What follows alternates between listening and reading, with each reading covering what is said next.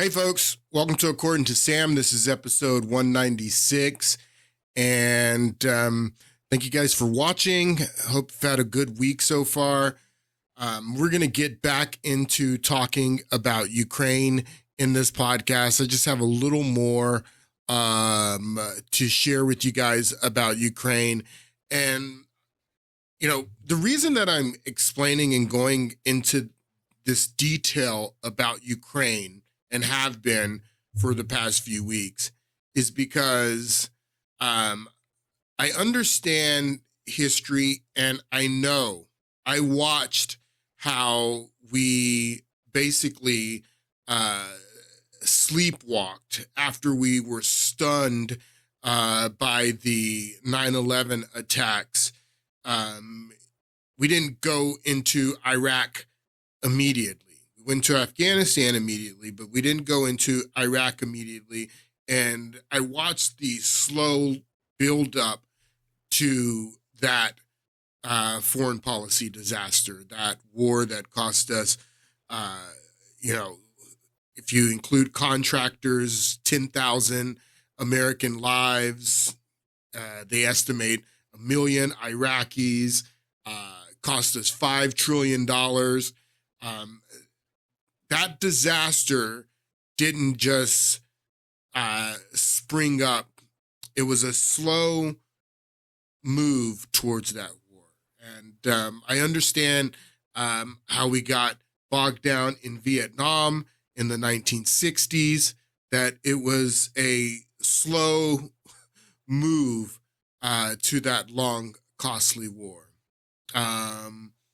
Even World War II, if you understand World War II and our involvement, the war had been going on for a while before we got involved in World War II. Most Americans did not want us to get involved in World War II until after Pearl Harbor. So I understand how these things happen, and I sense Ukraine, that if we're not careful, that we could sleepwalk our way into a very, very serious conflict with Russia, a conflict that doesn't need to happen, that shouldn't have happened, as you're going to see today.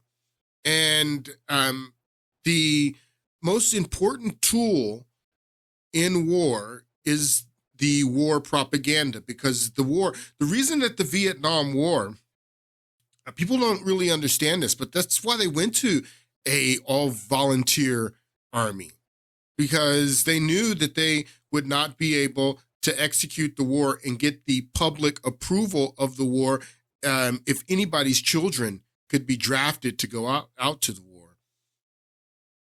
So they went to an all volunteer army, and most of the people who were protesting the war in Vietnam were protesting because they didn't want their kids to get drafted, or their kids had gotten drafted and gotten killed. So they made it an all volunteer army, and a fraction of the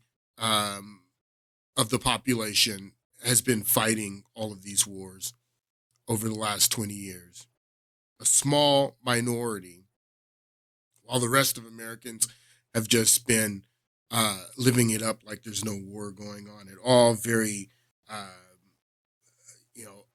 uninterested, very, just, I don't know, apathetic, could care less about the wars because they don't have to fight it.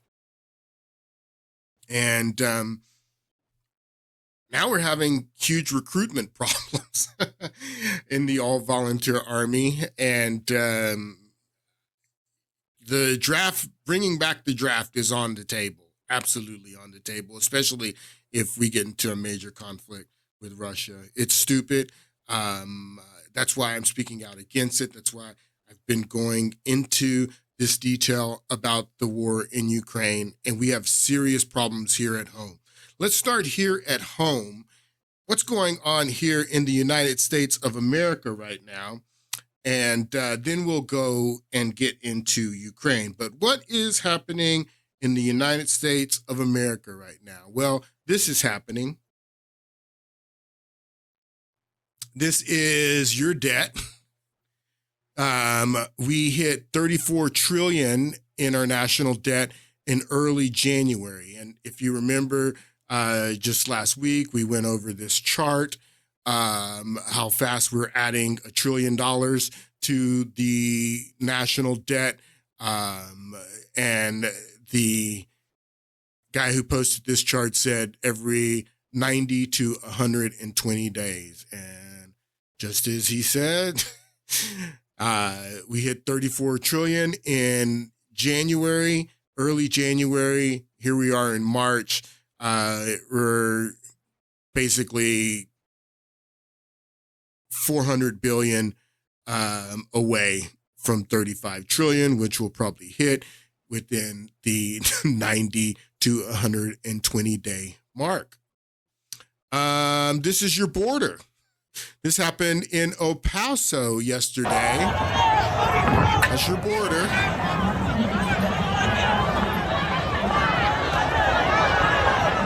It's your border, people. Check this out.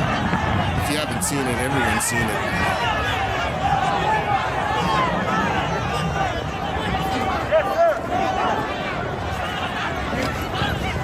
That's your border. All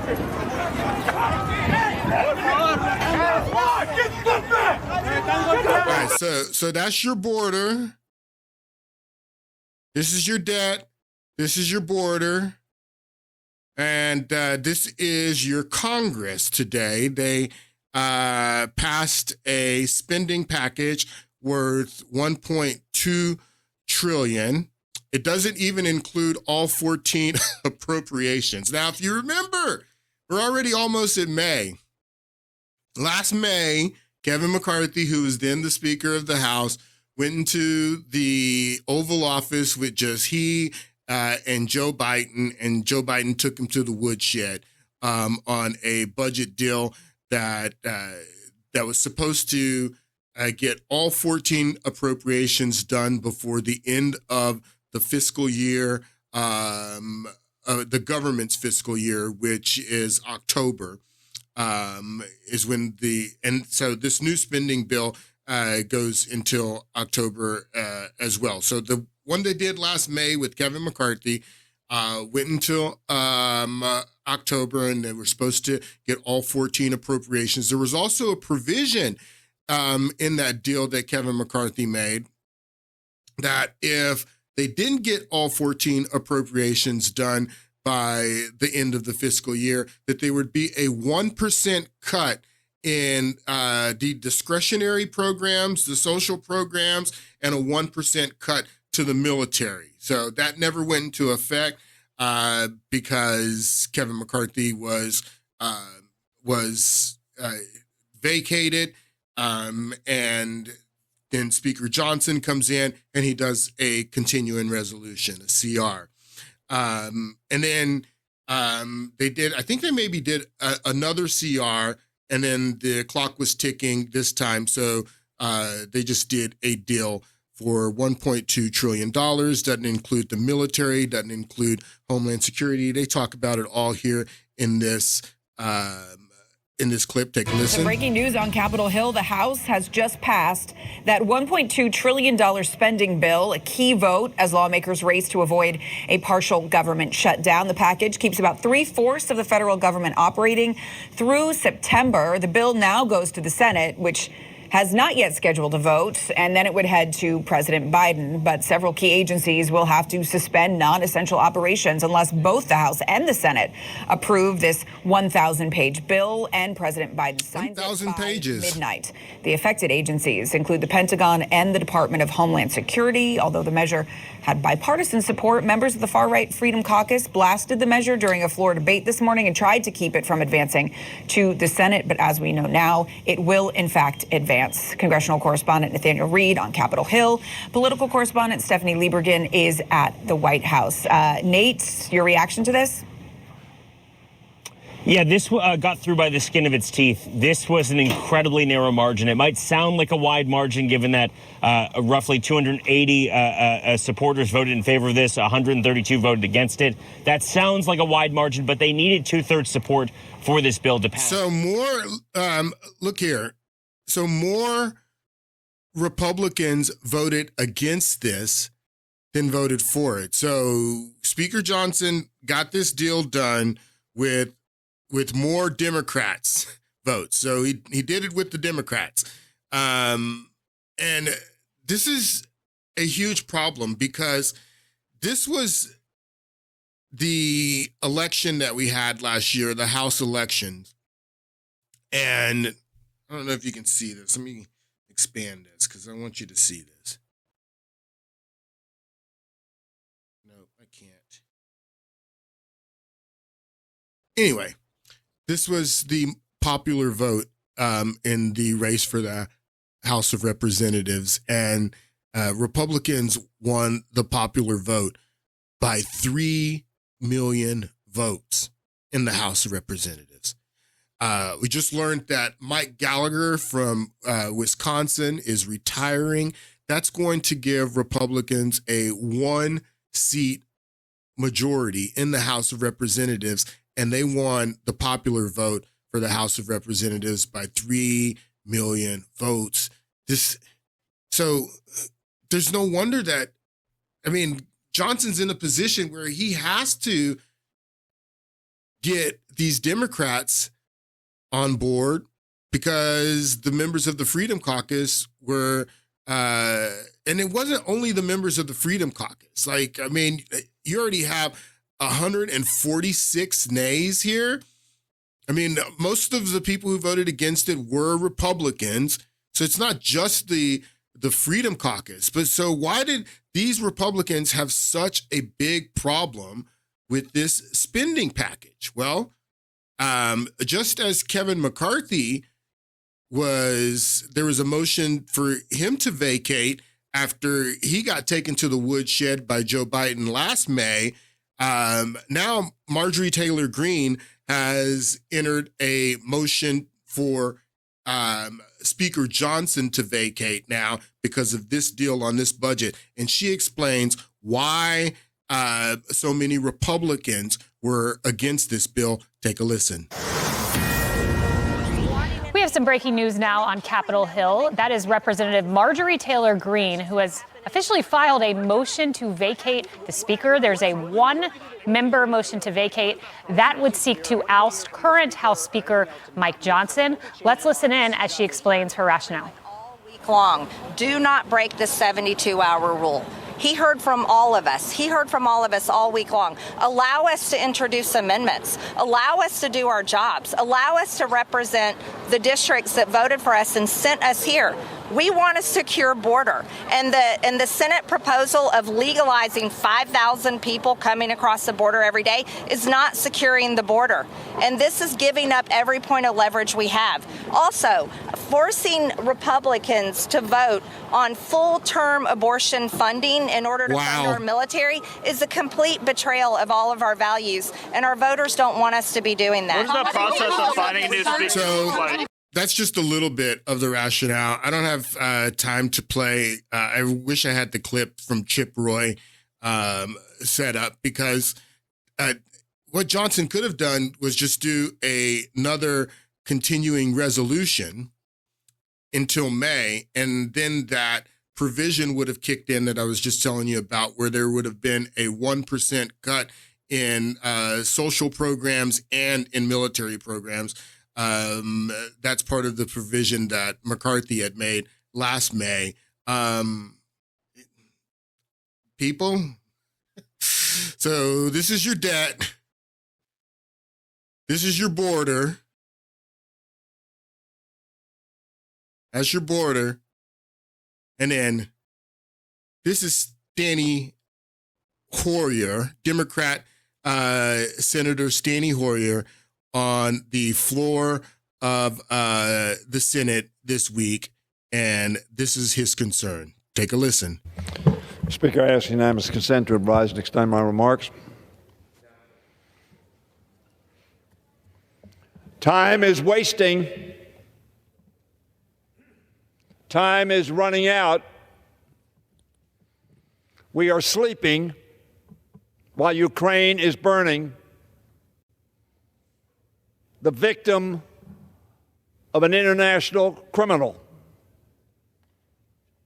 Mr. Speaker, I rise today, as I have too many times before, just 72 hours before members return to their districts for weeks despite failing to secure aid for our allies in Ukraine and Israel. The men and women of Ukraine on the front lines will not sleep for those 2 weeks. This past weekend, Vladimir Putin reminded the world that he isn't going anywhere. He celebrated victory, in quotes, in Russia's presidential election, imposing his power until at least 2030. Mr. Speaker, Putin knew that there was only one possible outcome of that election. He would like the world to think the Russian victory in Ukraine is inevitable as well. Every day, however, Mr. Speaker, the brave men and women of Ukraine prove him wrong.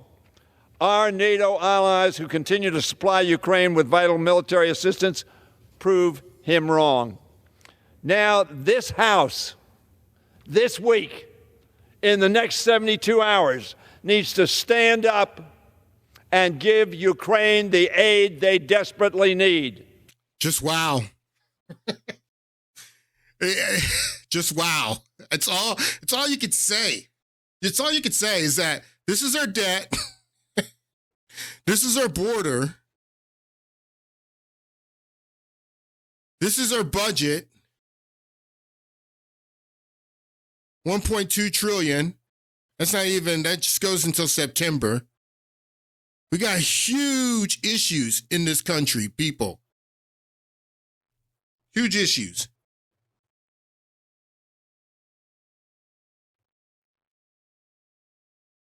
And this guy's talking about Ukraine? He's talking about us funding and sending more money to Ukraine? Why isn't he calling for peace in Ukraine? What's going on here? This is crazy, man. So let's get back into Ukraine since that's our priority. That's why I started, if you guys remember, the very first podcast that I did talking about Ukraine. It's the podcast is titled Priorities. Ukraine is their priority. You are not their priority. Your border is not their priority. Your debt is not their priority. The inflation that comes from that debt and the higher prices that you're spending at the grocery store, on fuel. They don't care about that. Their priority is Ukraine. So let's get back into talking about Ukraine. So in the last podcast on Monday, we were looking at the peace plan, the peace proposal that Elon Musk tweeted out after he returned back from visiting Ukraine. I guess it was about a year ago. And again, he was excoriated, eviscerated. He was attacked by people in the media, by the Ukrainian government, by the European Union, and everybody who is invested in this war came against Elon Musk for daring to call for peace in this tweet. And we looked at the first issue that he raised about the elections. And we talked about last week on Monday that everyone was criticizing the elections and saying the elections weren't fair because the Russians were in Crimea and that the Russians were rigging the elections in the Donbass and stuffing ballot boxes and all the stuff that the Democrats do here. They're accusing Russia of doing that in the Donbass. So Elon Musk says, well, if that's the case, let's do the elections over again. I mean, let's have a real plan for peace. Do the elections over again and see what the people want.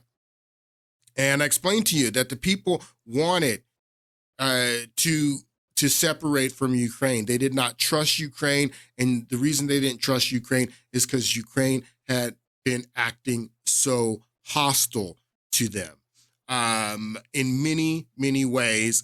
And I started to explain that in the last podcast. I'm going to go into some more ways that the Nazi government, that the United States put in power, the interim government before Ukraine had elections, the Nazis that we were controlling were acting very hostile towards the people in these provinces in the eastern part of Ukraine that bordered Russia. They were mostly Russian-speaking Ukrainians, and they were called terrorists by the Nazis. The Nazis called them terrorists, and they went to war with them.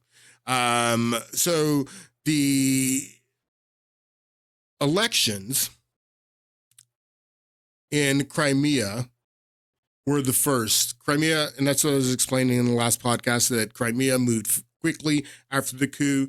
They were the first to have elections. They were the first to separate. They were the first to be annexed. So the other regions that wanted to separate and follow Ukraine's lead, they started to move after, or follow Crimea's lead. They started to move after Crimea. This second proposal in Elon Musk's peace proposal here, or peace plan, is, I mean, he really didn't need to add it. It's kind of redundant to the first issue, because if they have the elections again in Crimea and the UN supervised it and Crimea voted to be part of Ukraine, then this, you don't really need this second one. So there's really only three of them here. Assure the water supply. We explained that in the last podcast, how the Nazis, that they dammed the canal from the fresh water coming into Crimea after Crimea voted to join Russia.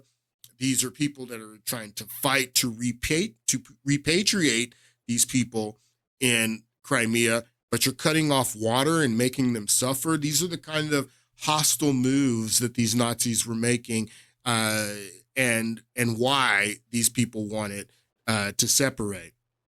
So after the vote and the annexation of Crimea, Donbass moves to separate next. And Donbass are the regions of Donetsk and Lugansk, and they held their referendum in May. Again, timeline here, the coup happens in late February.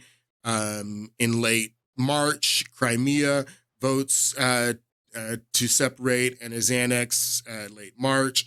And then so you have April, and then early May is when the referendum in the Donbass, where they hold the vote.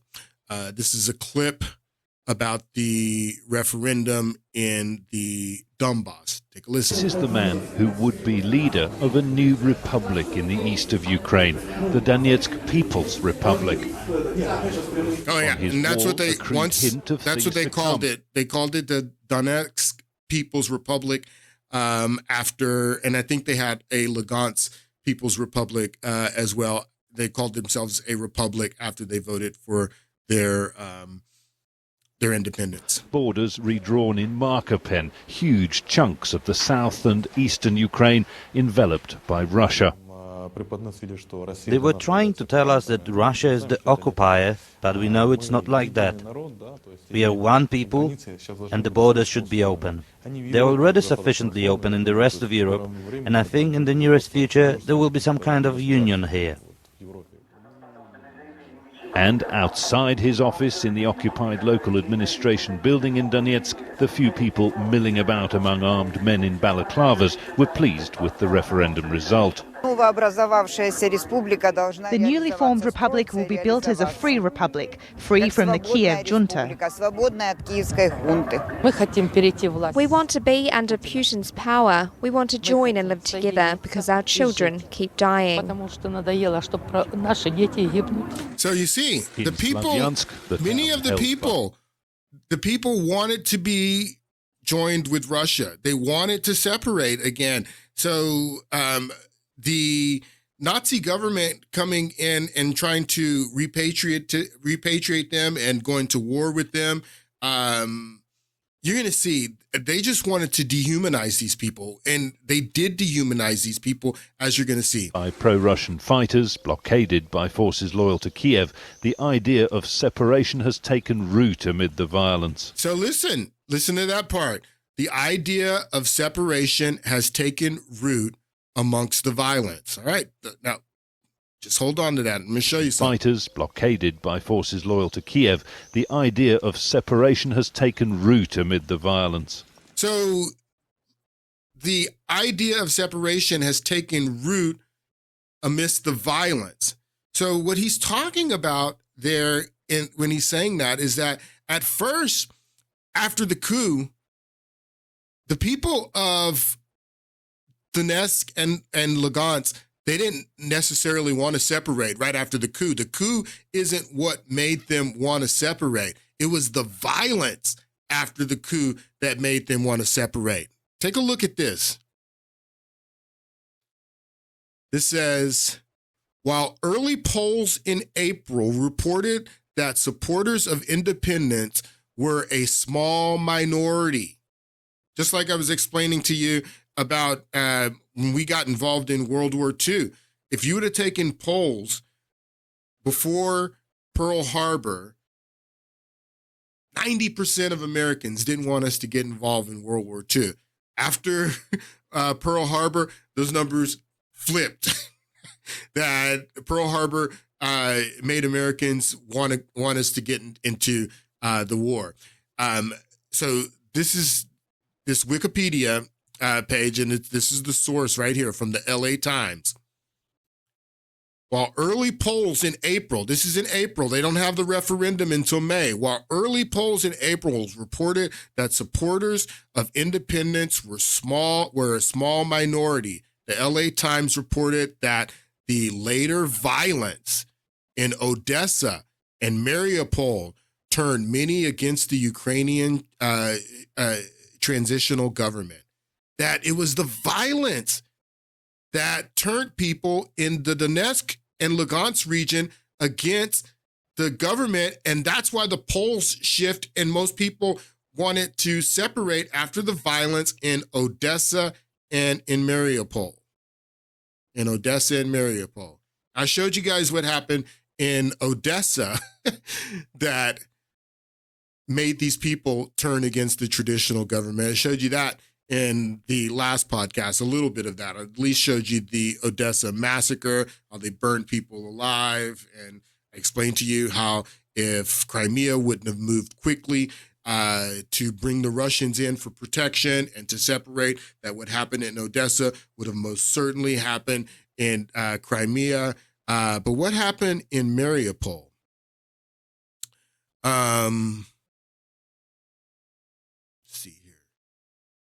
Show you guys what happened in Mariupol.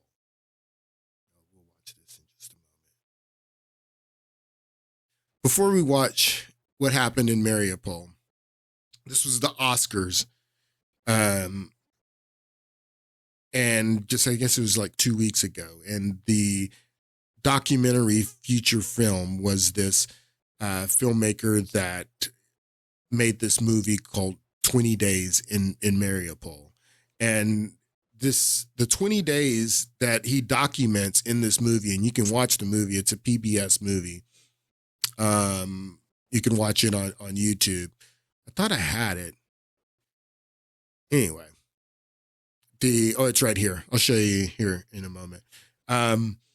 So I just want you to listen to a little bit of his speech at the Oscars. The 20 days in Mariupol that he documents here in this PBS documentary and he wins this Oscar for is the 20 days after Russia invaded Mariupol. But I'm going to show you what happened in 2014 in Mariupol. And I wonder why this guy didn't make a movie about that. And if he did, why didn't he win an Oscar about what I'm getting ready to show you, which happened in 2014. But listen to a little bit of his speech here at the Oscars 2 weeks ago. And the Oscar goes to 20 Days in Mariupol.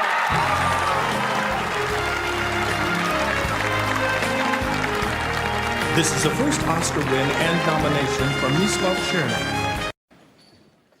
Thank you, AP, Frontline, and GBH. Evgeny, Vasilisa, Michelle, Rainey, Daryl. Thank you for making this film with me. Thank you for helping me in this journey. This is the first Oscar in the Ukrainian history.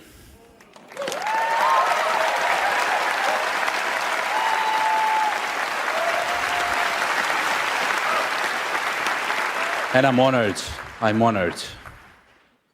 But probably I will be the first director on this stage who will say, I wish I would never made this film. I wish to be able to exchange this to Russia never attacking Ukraine, never occupying our cities. Yeah, I wish that too. I wish that Russia would have never had to invade Mariupol. I wish that would have happened. If you guys want to watch this documentary again, you can watch it on YouTube. I'm not going to show you any of that. I want to show you what happened in Mariupol in 2014. For 3 days in a row, the Ukrainian National Guard and police special forces have been showing their strength in the center of the southern city of Mariupol. Today they told us the central police station was being taken over by pro-Russian See, and the thing is, substantial force was being mustered. The thing is that I really resent, this is what I resent, is that these people want to make you believe that the war in Mariupol started in 2022. That's what they want you to believe. That's what the Biden administration wants you to believe. That's what the EU wants you to believe. They want you to believe that all of this started in 2022 when Russia invaded. And I'm telling you, there was war in Odessa in 2014. There was war in Crimea in 2014. There was war in Mariupol in 2014. There was war in Donbas region in 2014. The war didn't just start in 2022 when Russia rolled in. And Russia, as I'm getting ready to show you, Russia did everything to negotiate, to make the invasion unnecessary. That Russia attempted to negotiate. They wanted to negotiate from the beginning of the invasion. Biden refused to negotiate. Russia at every point, I'm going to show you that they attempted to stop this war before they invaded. The war did not start in 2022. It started in 2014. The war in Mariupol, why do you want to only focus on the 20 days? 20 days in Mariupol. Why don't you focus on the last 10 years in Mariupol? To resist. They did not want the arsenal of weapons being stored inside to fall into the hands of their opponents. Volleys of gunfire were being traded in residential streets, civilians running desperately for safety. Attempts to move through the streets were stopped by sheer weight of fire. This was no skirmish going on.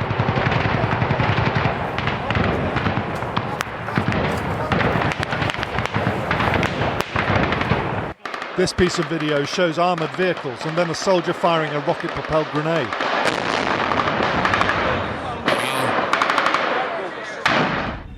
People were being hit, some of them civilians, caught in crossfire. We found a man being carried away in a car.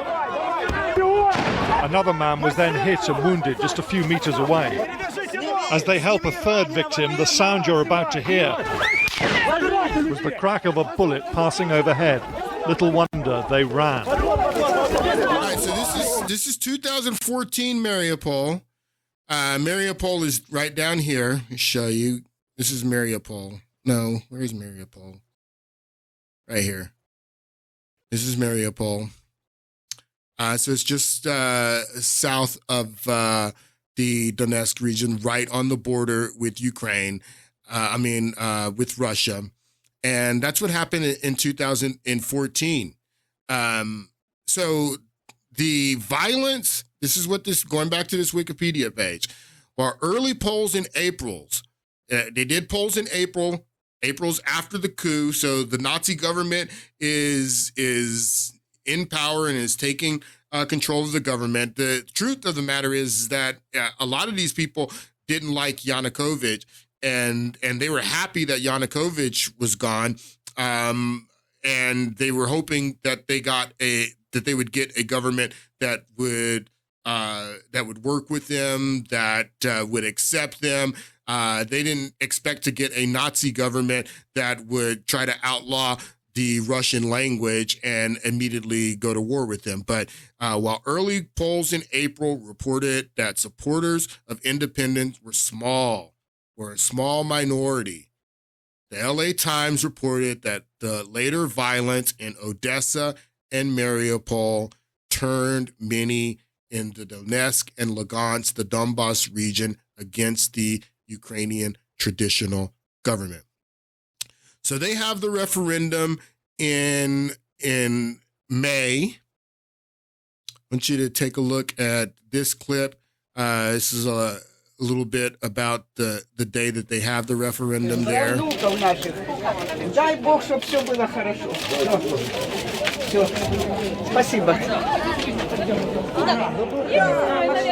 Sort of this vote has been branded illegal by the Ukrainian government and its Western allies. There's no independent observers monitoring this referendum. Yeah, there's no independent observers because the UN was already in cahoots with Victoria Nuland, according to the phone call. So of course the UN's not going to come in. So no observers here. And this goes back to, so if there's no observers and you're saying that, sorry, hold on. Sort of this vote has been branded illegal by the Ukrainian government and its Western allies. There's no independent observers monitoring this referendum. And yesterday, 100,000 already ticked yes voted ballots were discovered by the Ukrainian security services. So he's saying that the Ukrainian security services, they found a bunch of ballots like the Democrats do that were already they were already voted yes, and they found a stash of ballots. So they're saying there's no observers here. We're finding, boxes of ballots like the Democrats do. And so this wasn't a fair election. Okay, it wasn't fair. Back to Elon Musk's proposal. Where is it at? Back to Elon Musk's peace proposal. Let's do it again if they weren't fair. Let's see what the people of the Donbas region want. Let's see if they want to, under the UN supervision, bring in all the observers you want. Let's redo the elections like Elon Musk said. No, they didn't want to do that. People here expect this to be a bit of a foregone conclusion in terms of the result. The OSCE and no independent monitors are here to monitor this election. Instead, the Donetsk People's Republic have chosen a group of ladies sat here monitoring this polling booth. Not sure how effective that'll be. From the looks of it, most of the votes that have been cast here today, at least, are a resounding yes. Svetlana, can you tell me why you're coming down here to vote today? Я сегодня в городе Донецке нахожусь. Я пришла на избирательный участок, чтобы проголосовать за республику, за Донецкую свободную республику. Мы люди русские. Мы пришли поддержать себя. Мы против войны. Мы против боевиков. So people are voting. I mean, this is a Vice report again. Of course, they have a bias. But you see the people there voting, and if you don't trust the results in the elections, like Elon Musk says, do the elections over again. But the referendum did pass in May, on May 11th. 2014. Again, Russia does not annex this region until September of 2022, 8 years later. Now, I explained to you in the last podcast that after Crimea voted for their independence, and the referendum was over and it was overwhelmingly for independence, the people of Crimea sent a delegation to Moscow to meet with Vladimir Putin to request that Vladimir Putin annex them. When the Donbas region did their referendum in 2014, they also sent a delegation to Moscow to meet with Vladimir Putin to request that Vladimir Putin annex them. Now, in the case of Crimea, because of the strategic location on the Black Sea and the naval base in Sevastopol, and the fact that that Putin and most Russians believed that it was a mistake by Khrushchev to give Crimea to Ukraine, Russia immediately annexes Crimea. But if you remember the interview, and I don't have it queued, but the interview that Tucker Carlson does with Vladimir Putin, where Vladimir Putin says, why did they stage this coup? Why did they do all this stuff this way? We would have never moved in Crimea. They could have kept Crimea if they wouldn't have done things this way. We were never thinking about taking Crimea. But after they stage the coup, after these Nazis start to act hostile to the Russian-speaking people, and then the people of Crimea move to separate, of course, he annexes them right away. The people of the Donbas region, when they send that delegation to Moscow to meet with Putin in 2014, he doesn't annex them right away. Why?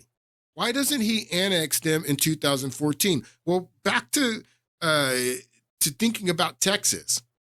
Why didn't the United States annex Texas immediately after Texas won its independence from Mexico? Well, the reason that the United States did not annex Texas immediately is because the United States was not in a position to start a war with Mexico, and they did not want to harm diplomatic relations with Mexico by immediately annexing Texas.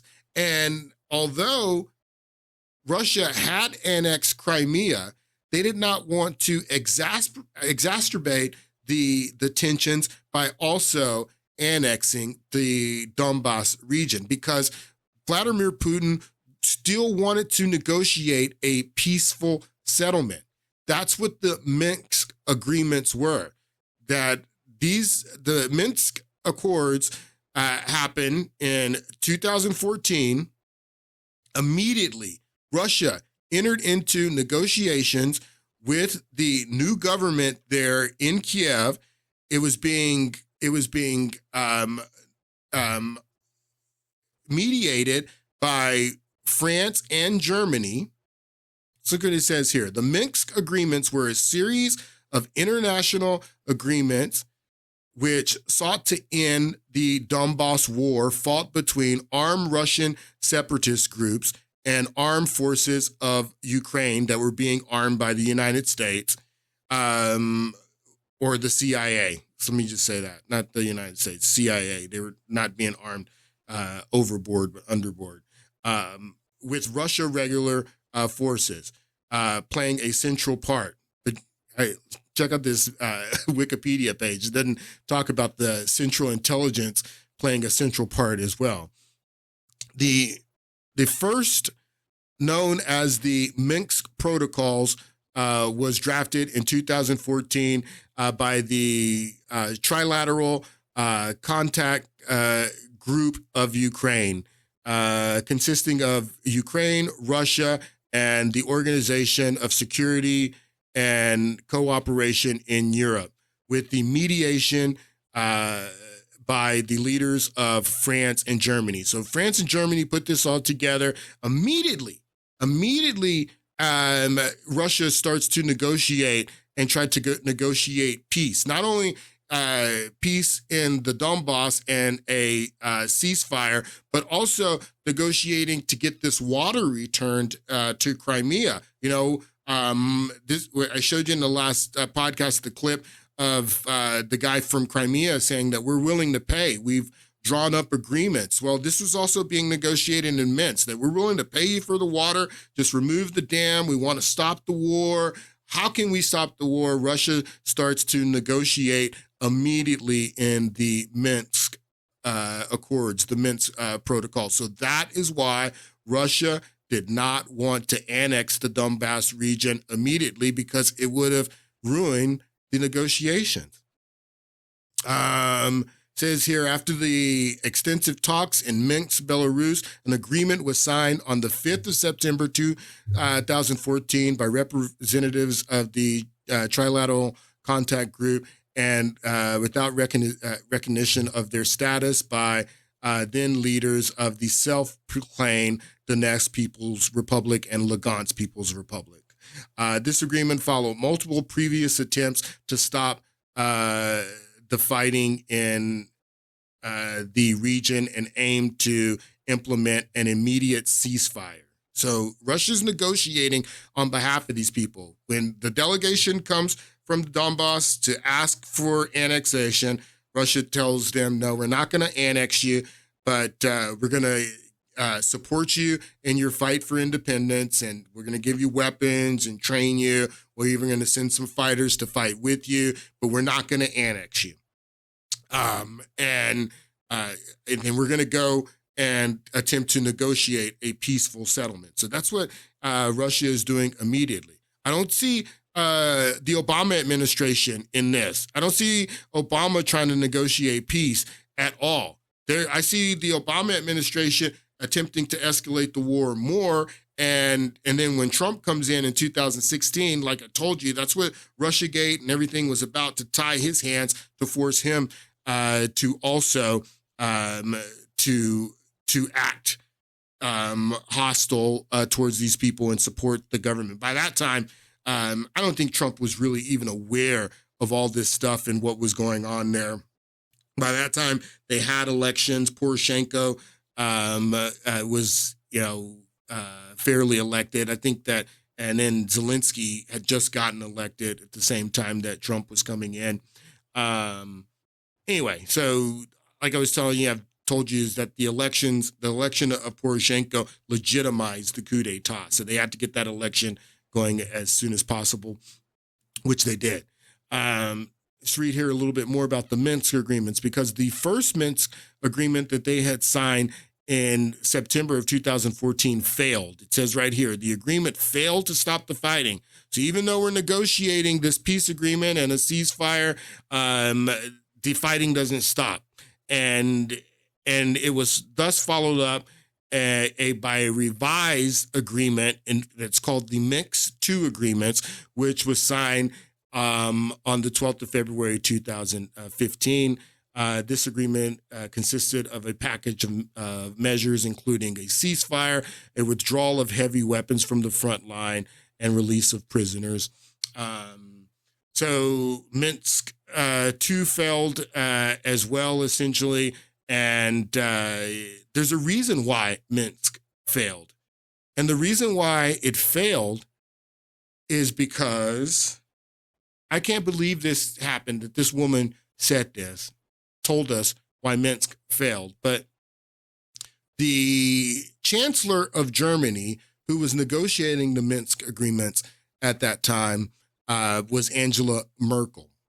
And it's funny because Angela Merkel, this whole time, she's one of the biggest customers of Vladimir Putin for his natural gas.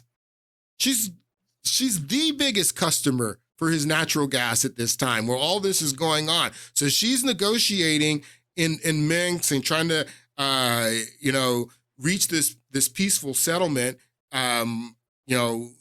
appearing to, while she's buying the Russian natural gas. Let's remember when Trump went over there, he's like, you guys this is all some show. You know, you're trying to act hostile to Russia, but you're buying his gas. You're his biggest customers. They would still be buying Russian gas if Joe Biden wouldn't have blown up the Nord Stream pipeline. But Angela Merkel, who was negotiating at the same time she's buying all that sweet Russian gas at a cheap price, then she comes out and she says, look what it says right here, former German Chancellor Merkel admits that the Minsk agreement was merely to buy time for Ukraine's armies to build up. That's why Minsk didn't work. She tells you, she says it, she admits it, that we were only pretending to negotiate with Putin. We never intended for a ceasefire. We never intended to live by the Minsk agreements, that the Minsk agreements were merely to buy time for Ukraine's army to build up for war. Wow. Well, I'm almost done here. I want to focus real quick on this last issue here on Elon Musk's peace proposal that he tweeted out, and he deleted this because he got so much heat for it. But it was a poll, and he put it out about a year ago. And again, he was excoriated, eviscerated for putting this out. And this last issue, Ukraine remains neutral. What is this about? Well,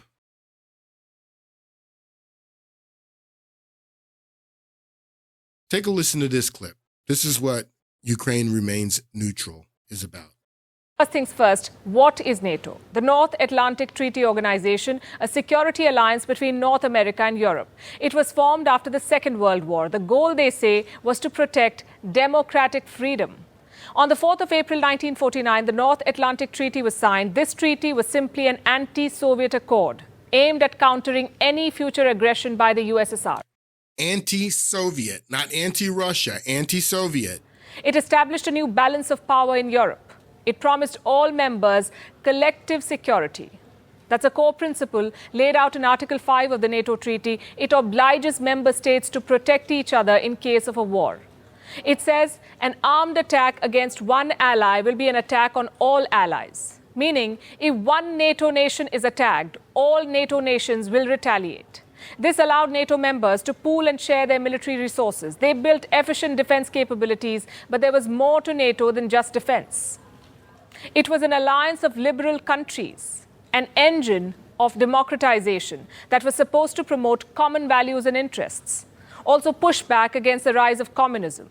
Naturally, Moscow saw this alliance as a threat to its interests. In response, it created the Warsaw Pact in the year 1955. It was a counterweight to NATO, the Warsaw Pact. These were the members. Their goal was the same. If one Warsaw Pact member is attacked, all others will defend it. In Russian historical memory, there were 5 reasons why such a pact was justified, 5 major invasions when the West threatened Russian interests. This includes the Polish occupation of the Kremlin in early 17th century, the Swedish invasion of Russia in early 18th century, the Napoleon invasion of the 19th century, and the 2 wars with Germany in the 20th century. In each case, the very essence of the Russian state was threatened. So suspicion and fear of the West took deep roots in Russia. Moscow began perceiving NATO as a tool of American imperialism. And the assessment was not really off the mark. In 1989, the Berlin Wall collapsed. In 1991, the Soviet Union disintegrated and the Iron Curtain was completely demolished. Europe's regional order hinged on one question. Should Germany align itself with the US and NATO, or should it join the Russians through the Warsaw Pact? So understand that this was the huge question. It came down to Germany. Now, if you remember, if you know your history, that Adolf Hitler, he had first made a pact with Stalin, then he stabbed Stalin in the back and invaded Russia, and then Russia became enemies with Germany and began to fight Germany and the Nazis from the east. At the same time, when the United States gets into World War II, they begin to fight Germany from the west. The Russians actually get into Berlin first. They come from the east when the war is ending, and supposedly Hitler and Ava commit suicide, if you believe that. But the Russians get in first, and the Americans come in, and then they put up the wall. And the wall is there until the 1980s when the Soviet Union is defeated. You remember Ronald Reagan tear down this wall, and then Germany is one Germany again. At this time, you have NATO basically representing the West, and then the Warsaw Pact representing the East. And the question becomes, is Germany, now that Germany is one Germany, the wall has come down, is Germany going to be part of the Warsaw Pact, or is Germany going to be part of NATO? That was the question. Germany align itself with the US and NATO, or should it join the Russians through the Warsaw Pact? The US government under George H.W. Bush made an offer. Under who? Under who? Under George H.W. Bush. This man was your enemy. I'm going to talk more about George H.W. Bush and his family probably in the next podcast. I'm going to be wrapping up talking about Ukraine, and I'll just probably keep you posted on things as they happen moving forward. But I have some things I'm going to share to wrap this up in the next podcast. And I'm going to be talking about the US George Here's why. Today, the US was not really off the mark. I'm going to be talking about George H.W. Bush and his friends and family. The US government under George H.W. Bush made an offer to Russian President Mikhail Gorbachev. It suggested if Germany became a NATO member, NATO would stop expanding, not 1 inch eastwards. You hear this? No new members. This is what George H.W. Bush told Gorbachev, that if you allow us to accept Germany into NATO, that NATO will not move 1 inch past Germany. Not one other country east of Germany will we move if you allow Germany to be part of NATO, is what George H.W. Bush told Gorbachev. Expanding, not 1 inch eastwards. No new members.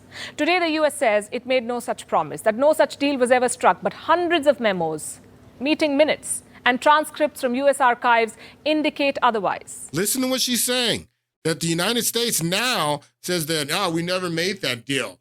But it's in the minutes. It's in the notes. That there's tons of evidence. She says hundreds of pieces of evidence that, yes, in fact, George H.W. Bush, you did make this deal. Such deal was ever struck, but hundreds of memos, meeting minutes, and transcripts from US archives indicate otherwise.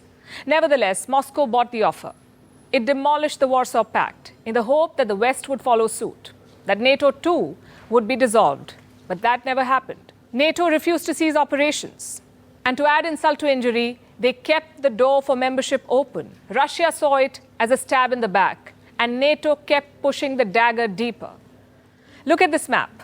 NATO started out with 12 founding members, but since the Soviet Union fell, it has radically expanded eastwards. In 1999, Poland, Hungary, the Czech Republic joined NATO. In 2004, there was another wave of expansion. 7 Central and Eastern European nations were made NATO members. Some of them were former Soviet republics. In 2009, Albania and Croatia joined NATO.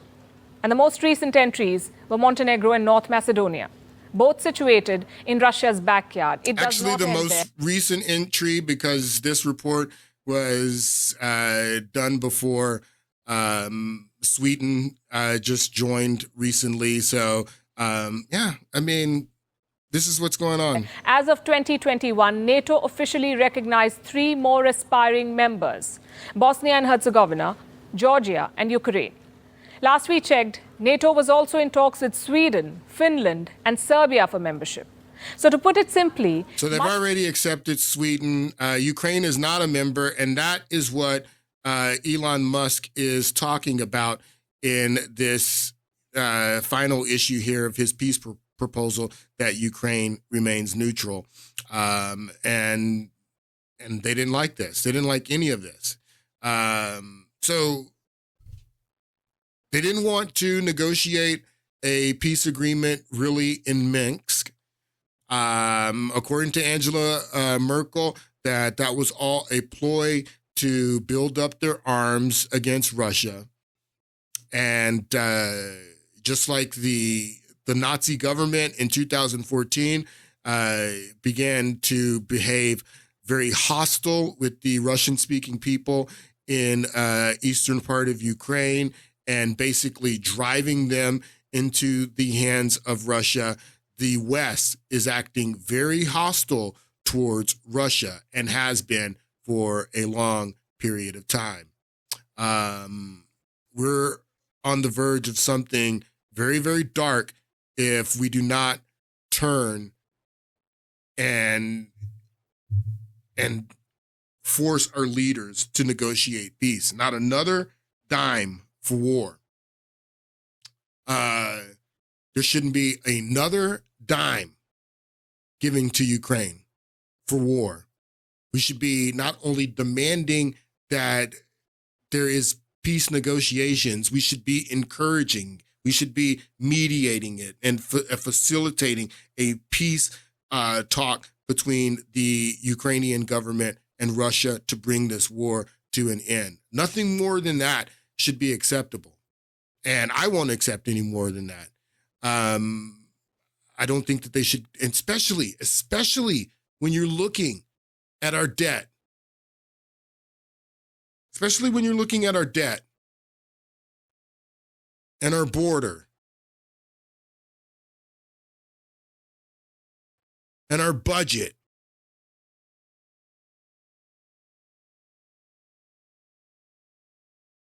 And our deficits and all of the issues that we're dealing with in this country. When you consider all that, there's no way we should give another dime to put more gas on this fire, because that's going to only increase the potential that we're going to have to spend more, not only in money, in blood later because of this stupid war. All right, folks.